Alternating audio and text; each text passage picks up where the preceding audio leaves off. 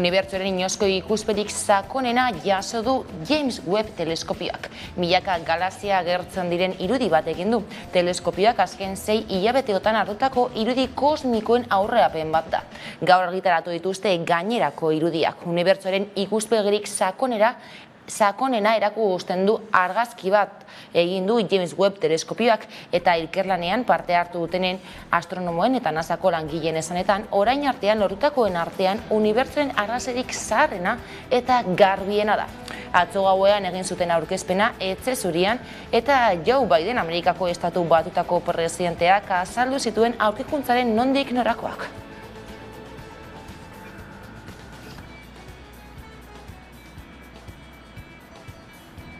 Arratsaldeon guztioi, Errusiak Nord Stream bat gazbidea itxi dio Alemaniari. Aurreikustako mantentze lanak egin behar dira Nord Stream bat gazbidean eta Alemaniako gobernua beldur da Moskuk aukera beletuko duela berriro ez irekitzeko. Teorian uztailaren 21 dira lan horiek amaitzekoak eta orduan hasi beharko lukete gazak berriro Baltiko Nord Stream baten bidez zeharkatzen. Kontraesenez betetako joko batean murgilduta daude Europako Batasuna eta Errusia. Alemaniaren energia iturrietako bat koloka dago. Errusiak Nord Stream bat gazbidea itxi dio herrialde alemaniarrari. Alegia Errusiako gaz esportatzaileak Gazpromek Alemaniara doan Nord Stream bat gazbideko giltza itxi du. Hasiera batean mantentze lanak egiteko eten dute gaz hornidura. Atzera begira jarriz Errusiak joan den ekainean gaz horniduren ondoko 2 murrizketa iragarri zituen Nord Streamen bidez. Lehenengo 40%koa eta gero 33%koa. Turbinen azterketa teknikoren batean izandako arazoa medio.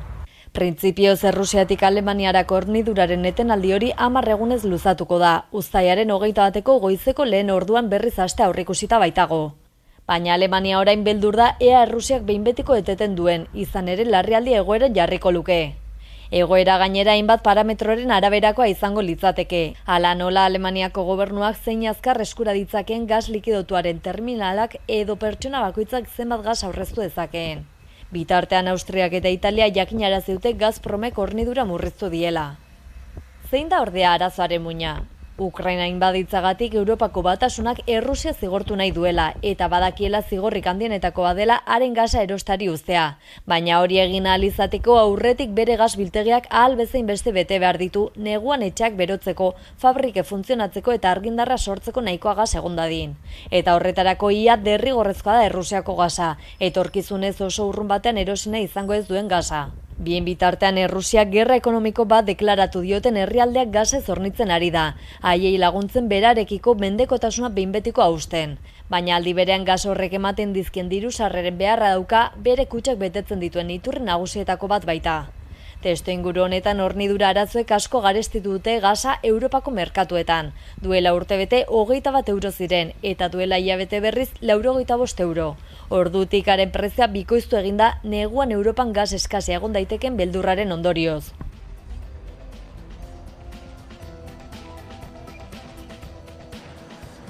Arratsaldeon guztioi, gazik gabeko negu baten aurreikuspenaz mintzo dira Europan. Ez baian da baina ea prezioak gehiago puzteko aitzakia izan daiteken. Mikel Otero EH Bilduko legebiltzarkideak heldu dio gurean gaiari. Kontua ez da bakarrik ea gas nahikorik egongo den, ze gerta daiteke Errusiako gasa ez etortzea eta beste leku batzuetatik nolabait ere eraman ahal izatea. Baina kontutan eduki behar da mundu mailan dagoeneko eskaintza eta eskaria dagoeneko tensionatuak daudela eta horrek ere mundu mailako prezioen igoera bat ekartzen duela. Eta agian Europak prezio kontu bat izango da, hau da, datorren neguan gasa egongo da, baina oso garesti mantenduko da, baina gero ikusten ari garen moduan beste herrialde batzuk bai gelditu daitezkeela erregairi gabe edo gasi gabe ikusten ari garen moduan, ezta? Bestaletik, Gasteizko Mercedes lantegiko zuzendaritza eta langile batzordea bildu dira lan hitzarmena berritzeko negoziaziori berriro heltzeko. UGT, Comisiones Obreras, Ekintza eta APIN sindikatuek joan den astean utzi zuten bertan bera greba elkarrizketa errazteko asmoz. ELAK, LABek eta ESEKak berriz asteazkenerako, ostegunerako eta ostirerako deitutako lanuztei eutzi diete. Dena dela, zuzendaritzak keinu bat egiten badu grebak bertan bera usteko prest agertu dira. Hala ere, gaurko bilera Mikel Díaz de Aldagabeko ordezkariak adierazti dio Hamaikari zuzendaritzak ezezkoa eman diola ELA, LAB eta ESEKak proposatuakoari.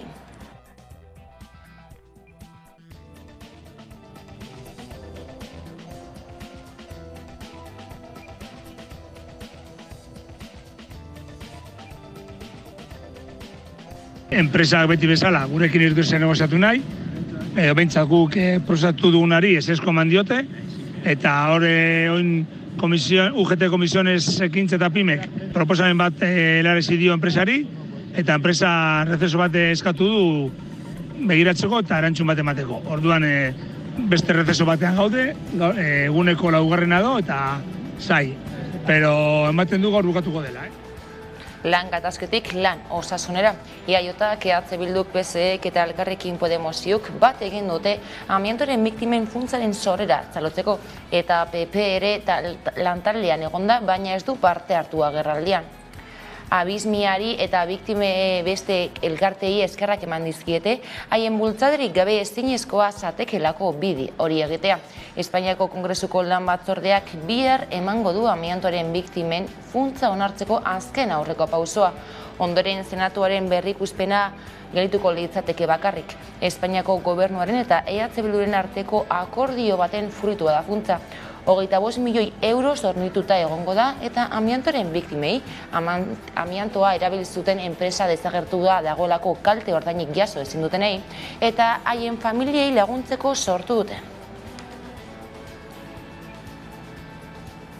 Bestalde, Ukrainako inbazioak eragindako egoerak modu zuzenean jo dituen enpresak Eusko Jaurlaritzaren diru laguntzak zuzenak jaso ahal izango dituzten. Araba, Bizkaia eta Gipuzkoako administrazioak martxan jarritako 20 milioi euro funts bati esker, enpresek 400.000 eurorainoko laguntzak lortu ahal izango dituzte. Beti ere, baldintza jakin batzuk betez gero. Arantzia Tapia, Jaurlaritzako ekonomia garapeneko helburua. Jaurlaritzak gaur bere gobernu kontseiluan 20 milioi euro jarriko dituela onartu du, Errusiak Ukrainiari eraso egitearen inpaktua jasan duten enpresei laguntzeko. Errusiak Ukrainia eraso izanaren eraginpean dauden enpresei zuzendutako bultzatu izeneko programa, diru laguntza programa abian jartzea onartu dugu beraz. Enpresen berrezarpen ekonomikora zuzendu dira 20 milioi horiek, eta itzuli beharrek gabeko diru laguntzak izango dira. Enpresen bideragarritasuna eta nolabait baita ere jarraipena bermatu ahal izate aldera. Eta neurriez, Espainiako diputatuen kongresura salto eginda Pedro Sánchezek energia konpainientzako eta bankua handientzako zergak iragarri ditu. Ezoiko irabazien gaineko zergemidez urtean 3.500 milioi euro bildu nahi ditu Espainiako gobernuak.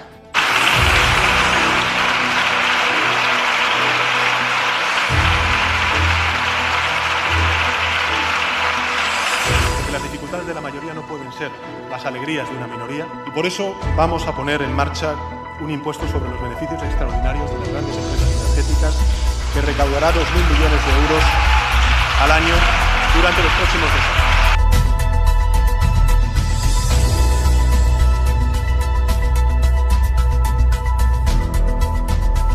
Y del mismo modo les anuncio, señorías, que el Gobierno aprobará un impuesto excepcional y temporal a las grandes entidades financieras que ya se están empezando a beneficiar de las subidas de tipos de interés.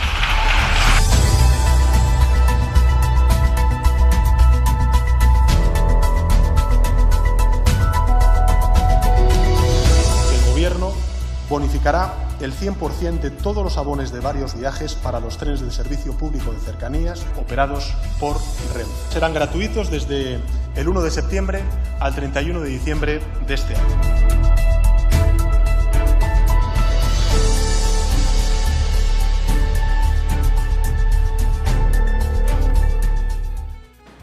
Gaur asteartearekin hasi da Naseri buruzko eztabaida diputatuen kongresuan.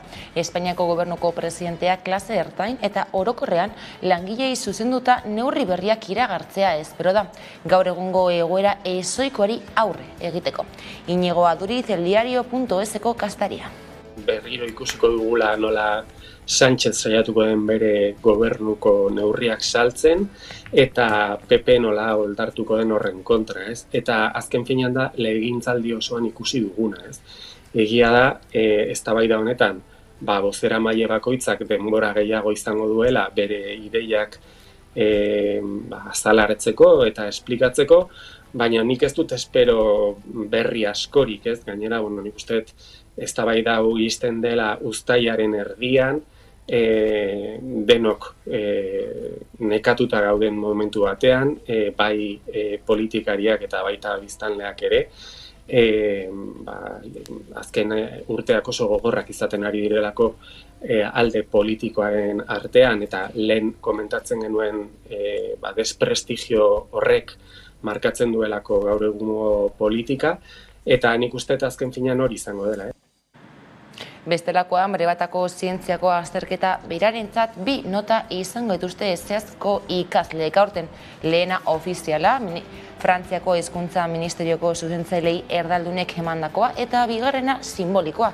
Euskal Hirigune Elkargoaren babespean zuzentzaile euskaldunek emandakoa. Askoz ere altuagoa izan dena. Joan den astean antolatu zuten zuzenketa Euskal Elkargoaren babesarekin. Jakin behar da azken urteetan sortu den gatazkaren ondorio bat dela, eta gaur berean ere Peio Joja Seaskako lehendakariak biziki ongi esplikatzen zuen. Blokeoa sortu da, eta blokeo hori hausteko ekintza simboliko bat izan da, baina Peio Jojak zion bestela, simbolikaz harago joan behar da gai honetan, eta naiz eta argazkia polita izan, naiz eta argazkiak erakutsi Frantziako hezkuntza ministerioaren argumentuek ez dutela inolako kanorerik, ez dutela inolako funtsik, pauso batzu aintzinago ere joan beharko da ondoko hilabete eta urteetan simbolikan ezin dako. Évidemment, cette cérémonie est symbolique. Pour autant, elle est quand même politique. Elle se passe ici au siège de la communauté d'agglomération Pays Basque qui a pris la compétence linguistique à la fois pour le basque d'ailleurs et je le rappelle ici, l'occitan gascon. Donc nos 2 langues régionales sont ici soutenues et c'est la raison pour laquelle nous le faisons ici pour le basque comme on pourrait le faire d'ailleurs pour l'occitan gascon. Il n'est pas normal aujourd'hui que cette épreuve de science ne puisse pas être tenue ou soutenue en langue basque. C'est le sens de la demande de CHK que on soutient aussi à la communauté d'agglomération Pays Basque. Gaizatuta Iruñera egingo du orain salto San Fermin heltzeko. Kolpeak asko baina adarkada bakarra. Horrelakoa izan da 2022ko San Ferminetako 6. entzierroa. Arriskutsuak izateko ospea dute Badajosko Jandilla ganategiko zezenek. Hango zezen batek hil zuen lagun bat azkenekoz 2009ko barkatu San Ferminetan. Baina beraien ohiko abedoran egin dute Iruñeko zezen plazako ukeluetarainoko bidea. 2 minutu eta 20 segunduan. Miriam de la Mata. Bai, gaur San Ferminetako 6. entzierroa izan da eta Jandilla ganadutegiko zezenek oso arin bete izan dute haien ibilbidea. Hain zuzen ere 2 minutu eta 20 segundutan. Momentu kezkagarriak ere bizi izan dira gaurko ibilbidean, hain zuzen ere horietako bat hemen udaletxe parean izan da, zezen batek emakume bat harrapatu duenean. Bestelako momentu kezkagarria plazarako sarbidean izan da, gizon bat adarra elastikotik harrapatu dionean eta metro batzuk aurrera eraman duenean. Momentuz eta lehen balantzearen arabera 5 hartatu izan dira, bat adarkatuta eta besteak kontusioekin. Iruñean ere babes zibilerako batzordeak jakinarazi duenez Iruñeko sexu erasoa Mendilorri auzoan izan zen eta foruzaingoak gertutakoa ikertzen ari da. Artean erasoa salatzeko Iruñerriko mugimendu feministak elkarretaratzea deitu du gaurko eta arratsaldeko 5:30 elkartu dira Gaztelu plazan. Bai, Sanferminek ere berri txarrak ekarri dituzte gurera, izan ere lehenengo 2 egunetan 4 atxiloketa egon ziren eraso sexistengatik eta igandean beste 2 salaketa egon zirela jakin izan dugu. 4 emakumek salatu dute Sanferminetan ziztadak jaso dituztela eta horren ondorioz zorabioak. Foruzaingoak ikerketa abiatu du sumizio kimikoko kasu horiek ikertzeko, momentuz emaitzek negatibo eman dute, baino hala ere Enrique Maia Iruñeko alkateak esan du egoera oso kezkagarria dela eta oso adi jarraituko dutela. Atzo bertan ere jakinarazi zen emakume batek bortxatu dutela salatu duela eta Iruñeko alkateak aurreratu duenez bortxaketa hori larunbat gauean izan zen Mendillorri auzoan. Gauzak horrela, Iruñerriko mugimendu feministak gaur 5:00 elkarretaratze zaratatsua antolatu du Gaztelu plazan. Azke utzi dituzte Kuria kaleko istiluengatik atxilotutako 3.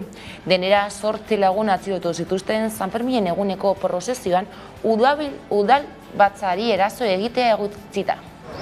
Bai, momentuz 8 dira atxilotuak Sanfermin eguneko prozesioan izandako istiluetan ustez parte hartzeagatik.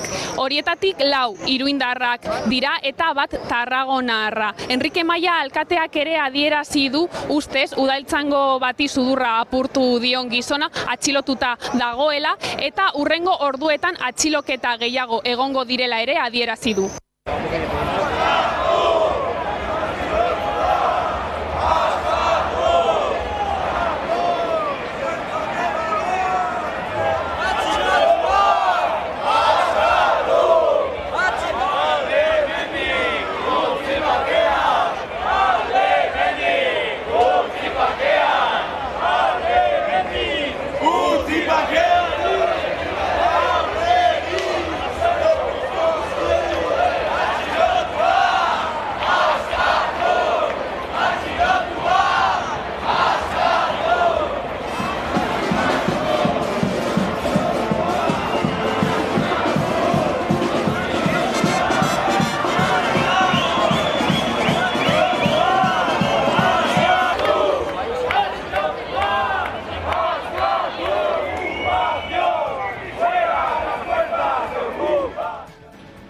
Bada Iruñeko jai handietatik Baionako festara egingo dugu jauzi. Izan ere, jaren 27-tik 31 ospatuko dira, eta 80. urtebetetzea ospatuko dute aurten gainera.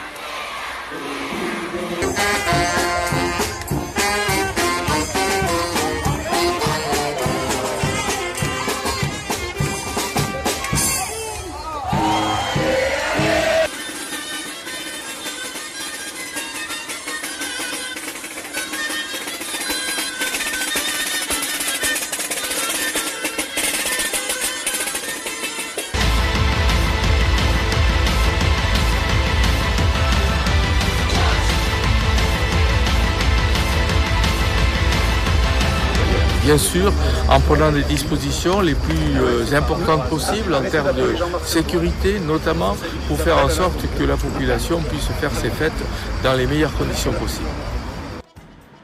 Gaizkatuta berriz sortuk eta Africa Unite Nafarroa elkarteak ekimen bateratua egin dute Bart, Irun eta Hendaia lotzen dituen Santiago zubian, migrazio politika ankerrak eta oinarrian dagoen bide gabekeari guztia salatzeko.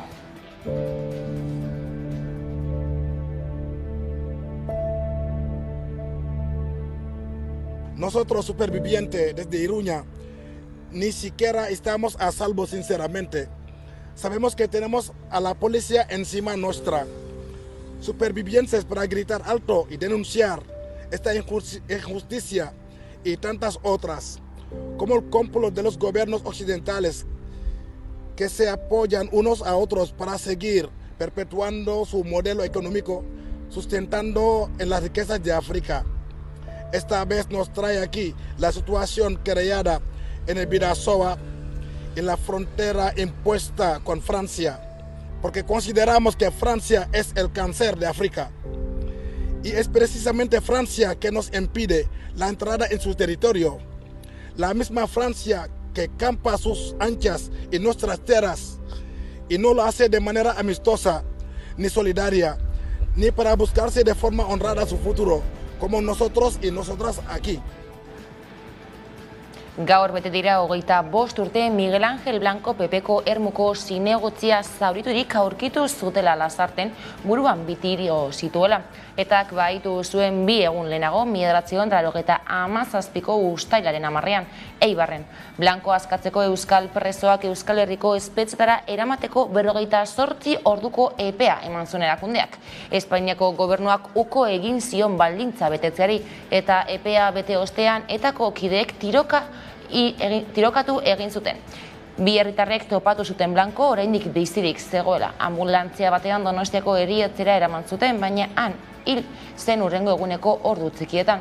Gertaeraren funtzean euskal presoen eta haien zeniden aurka eraturiko sakabanaketa politika zegoen. Izan ere, 1980ko hamarkadako tentsio gune nagusitako bat izan zen espetxe politika. Bada, efemerea aipatuta, espetxe politika aipatuta beste kontu bat. 15 giza kate egingo ditu etxerak, euskal preso eta islarien zenide eta lagun elkarteak abuztuaren 7an, Bizkaiko, Gipuzkoako eta Lapurdiko kostaldean. Salbuespen politikari stop etxean eta bizirik nahi ditugu izango da aurtengo leloa. Kilometroak biderkatuz neurtzen da sentimendua.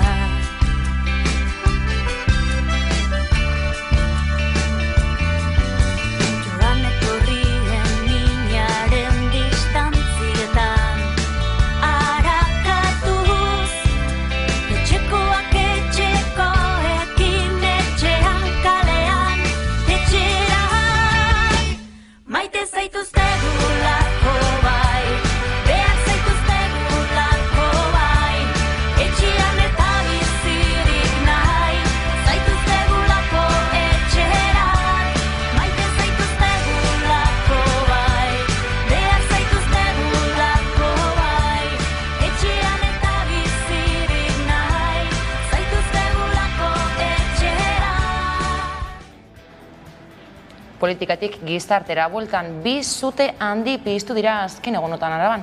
Dagoeneko 2 suteak kontrolpean dituzte eta testinguru horretan bero handiko baldintzetan Arabako Foru Aldundiak eguerdiko orduetan lanik ez egitea aholkatu du. Udane Arbea.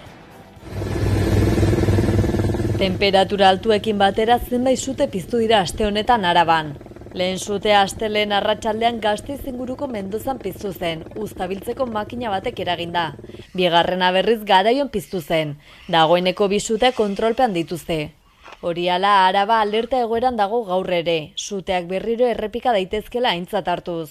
Orotara 140 hektare baino gehiago erreziren. Garai hori dagokionez zerealez betetako 100 hektare inguru kiskali ziren bertan. 2 kasuetan uztabiltzeko makinen lanarekin lotu dituzte suak. Testu inguru honetan Aldundiak suteak saiesteko nekazaritza sektorearentzako gomendio eta aholkuak iragarri zituen iragan astean, bereziki uzta batzen ari den labore sektoreari zuzenduak. Gomendioen artean bero handiko baldintzetan foru erakundeak eguerdiko orduetan lanik ez egita aholkatu du. Bestalde makinekin bira emateko orduan mozketa plataforma altxatzeko gomendioa eman du, harriekin igurtzia saiesteko. Nola nahi ere kontuan hartu behar da azken egunotan bero handia egiten ari dela. Gaur bertan 35 gradua gaindituko dira txoko askotan. Horiek ala alerta horia piztu du larrialdi zerbitzuak, su arriskoa dela eta bihar ia Araba osoan alerta larena ezarriko dute muturreko temperaturak medio. Nafarroako gobernuak ere basoko sutengatiko larrialdi planaren lehen maila aktibatu du astelehen honetan. Bero boladaren eraginez garrak pizteko arriskoa lurralde guztian handia dela ohartarazita. Horrez gain Nafarroako gobernuak gogora ekarri du nekazaritza eremuetan basoetan eta larreetan makinen erabilera murriztuta dagoela. Hain justu udako bigarren bero boladan sartu gara. Temperatura altuak Euskal Herri oso astintzen ari dira, baina barne aldean nabarituko dute gehien, eta maksimoak 40 gradu ingurukoak izango dira asteburu honetan.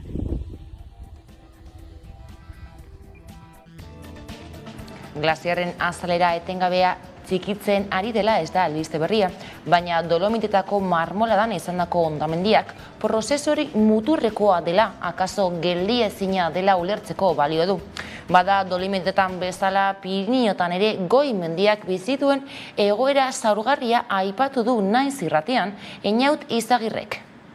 Ez nuke zango adibidez marmolan ikusi dugun irudirik aurkituko dugunik aneton, ez da emango horrelako zerak baten aurketik, ez dagolako jada zerak bat sortzeko izotz volumenik ez lodierarik, baina bai ikusten dana da adibidez lur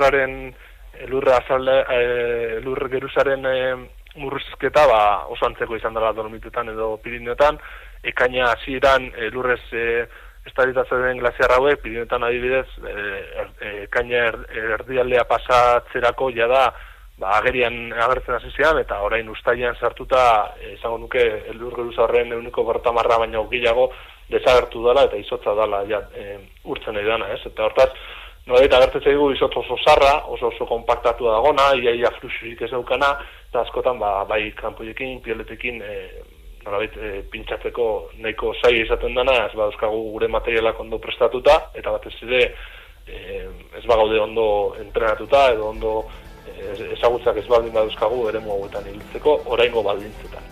Eta gure esateko ataunera barkatu joango gara.